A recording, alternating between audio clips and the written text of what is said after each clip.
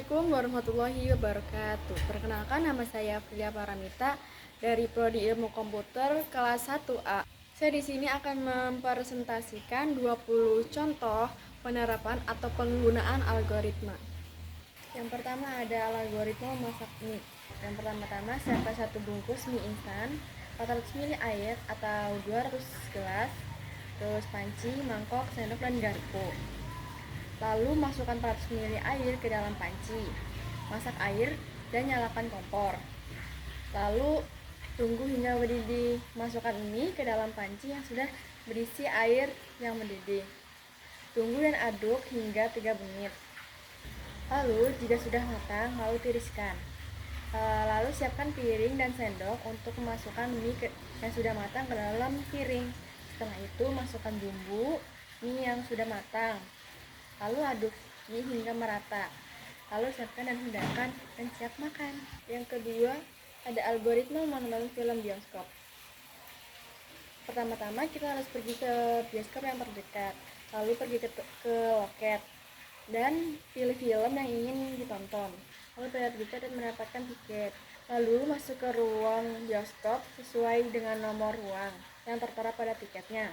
Lalu cari dan duduk pada kursi yang pada tiket. Lalu menonton film yang tayang di layar. Lalu sudah selesai kita pulang. Yang ketiga, algoritma memesan makanan pada layanan ojek online. Nah, pertama-tama nyalakan HP, lalu masuk ke dalam aplikasi layanan. Pilih menu pesan makanan. Setelah itu, pilih menu pada restoran yang diinginkan kita. Masukkan jumlah dan keterangan pesanan. Lalu set alamat pemesanan. Terus pilih metode pembayaran tunai atau non tunai. Konfirmasi pesanan jika tidak sesuai. Masih ada keliru atau perubahan yang pada makanan atau kita pesan. Kembali ke nomor 3. Jika sudah sesuai, maka pesanan diproses. Driver akan menuju ke restoran. Lalu driver akan membeli makanan sesuai pesanan Anda dan driver mengantarkan pesanan sesuai alamat. Lalu pemesan menerima pesanannya. Yang keempat, algoritma mencuci piring. Yang pertama-tama, siapkan spons, siapkan sabun cuci piring, taruh piring yang kotor ke dalam wastafel, lalu buka keran air, basahkan piring yang kotor dengan air. Lalu tutup keran air, tuangkan sabun ke spons, lalu usapkan spons ke piring yang kotor. Setelah itu, buka air keran, bilas piring yang telah disabun dengan air sampai bersih. Lalu tutup keran air. Jika sudah bersih, taruh di samping wastafel. Tunggu hingga airnya tiris dan kering. Jika sudah kering, pindahkan ke dalam rak piring. Piring siap digunakan. Yang kelima, algoritma perlu bawa payung. Apakah hujan? Jika tidak hujan, kamu tidak perlu bawa payung. Lalu, jika hujan, segera cari payung.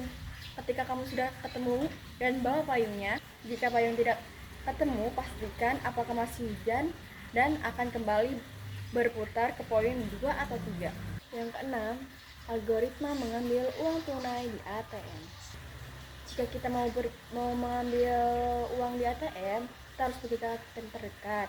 Lalu masukkan kartu di dalam mesin ATM. Pilih bahasa, lalu masukkan password. Lalu pilih jenis rekening. Masukkan jumlah uang yang ingin diambil. Lalu jika saldo mencukupi, mesin ATM akan mengeluarkan uang sesuai dengan jumlahnya. Jika tidak, maka kembali ke nomor 6. Lalu ambil uangnya. Jika ada transaksi lainnya, jika iya, kembali ke nomor 3. Jika tidak, mesin akan mengeluarkan ATM. Ambil kartu ATM, sudah selesai. Yang ketujuh, algoritma mengirim surat. Jika kamu ingin mengirim surat ketik atau tulis surat. Pertama-tama, siapkan sampul surat atau amplop. Lalu masukkan surat ke dalam amplop yang sudah tersedia. Lalu tuliskan alamat pengiriman surat.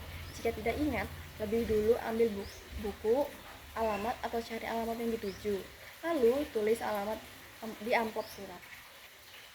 Nah, setelah itu beli dan tempelkan perangko pada amplop.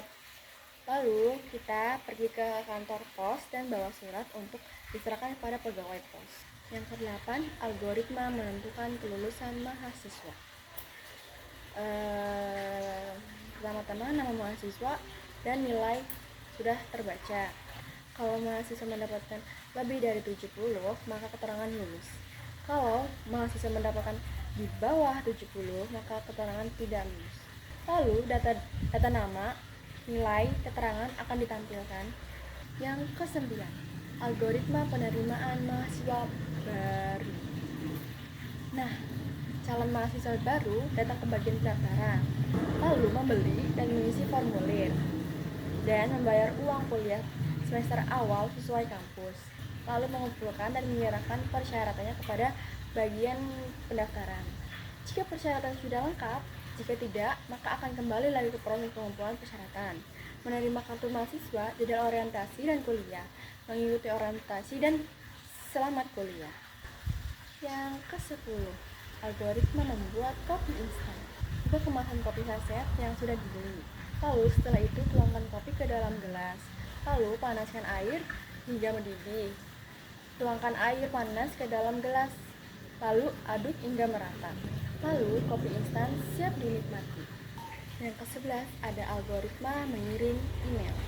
Jadi kita kalau ingin mengirim email, kita harus login ke situs layanan email, lalu pilih tulisan email atau pesan baru. Lalu masukkan email, tujuan, subjek, dan isi emailnya. Klik tombol kirim. Selesai. Yang ke-12 ada algoritma koneksi perangkat jaringan WiFi. Pertama-tama pilih jaringan WiFi tersedia.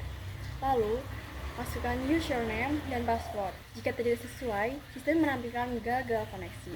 Jika sesuai, koneksi internet aktif WiFi dapat digunakan. Yang ke-13, algoritma flowchart mengirim surat melalui jasa pengiriman. Pertama-tama, siapkan surat yang akan dikirim, amplop, alat tulis, dan lem. Lalu, masukkan surat ke dalam amplop, tulis nama dan alamat pengirim. Setelah itu, pergi ke kantor jasa pengiriman. Lalu memberikan surat kepada petugas, melakukan pembayaran, meninggalkan kantor jasa pengiriman. Selesai. Yang ke-14 ada algoritma flowchart menghitung nilai Y dari persamaan Y sama dengan 2X tambah Y. Pertama-tama, deklarasikan variabel X dan Y. Masukkan nilai X, hitung nilai 7 sama dengan 2X tambah 5. Cetak nilai X dan Y. Yang ke-15 ada algoritma audit perusahaan. Pemilik perusahaan menjadwalkan audit, lalu melakukan audit di bagian tertentu. Setelah itu, jika cocok atau sesuai, hasil audit dikirimkan. Jika tidak cocok, jalankan sistem korektif, baru mengirimkan laporan hasil. Setelah proses selesai, perbaruilah jadwal audit. Yang ke-16, algoritma mengganti ban mobil. Lihat bagian ban mana yang bocor. Siapkan dangkrak dan peralatan. Apakah dangkrak dan peralatan ada? Jika tidak ada, pinjam dangkrak. Lalu pasang dangkrak. Lepaskan ban yang pecah. Siapkan ban baru. Apakah ban baru ada? Jika tidak ada, cari tukang tambal ban. Dengan ban yang pecah, pentil ditambal. Tunggu ban selesai ditambal. Lalu kembali ke mobil, pasang ban yang baru, kencangkan baut, lepaskan dangkraknya. Lalu masukkan dangkrak dan peralatan lainnya ke dalam bagasi mobil. Lalu kita masuk ke mobil bisa digunakan seperti semula. 17. Algoritma memasak telur orak-arik. Pertama-tama, siapkan telur yang akan dimasak. Lalu, pecahkan telur ke dalam wadah. Setelah itu, kocok telur dan tambahkan bumbu sesuai selera. Lalu, panaskan minyak yang berisi di dalam wajan. Setelah itu, masukkan kocokan telur ke penggorengan yang sudah panas. Lalu, aduk terus sampai menjadi orak-arik. Yang ke-18 ada algoritma menyalakan komputer. Pertama-tama, pencet tombol on di CPU. Apakah komputer sudah menyala normal? Jika ya, apakah muncul pesan error di dalam layar?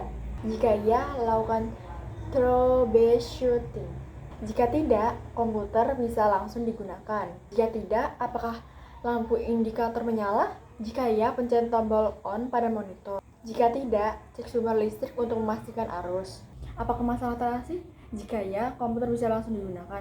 Jika tidak, Silakan langsung panggil teknis untuk memperbaikinya. Yang ke-19, algoritma memilah sampah. Pilihlah sampah berdasarkan jenisnya. Jenis pertama adalah sampah organik. Sampah organik dapat diolah menjadi pupuk. Jenis kedua adalah sampah yang dapat digunakan kembali. Sampah jenis ini dapat dimanfaatkan untuk hal lain. Sampah ketiga adalah sampah yang dapat didaur ulang menjadi barang lain.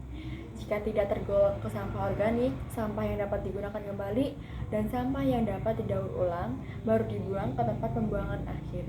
Ke-20, algoritma klaim asuransi. Karena baru, kamu harus mengisi formulir registrasi. Membayar premi asuransi untuk membeli asuransi. Pihak asuransi mencetak transaksi pembelian, lalu pihak asuransi mengeluarkan polis. Setelah itu, perusahaan asuransi menerima pembelian. Suatu waktu, hal yang diasuransikan mengalami musibah. Pemilik melakukan klaim asuransi, perusahaan asuransi melakukan investigasi.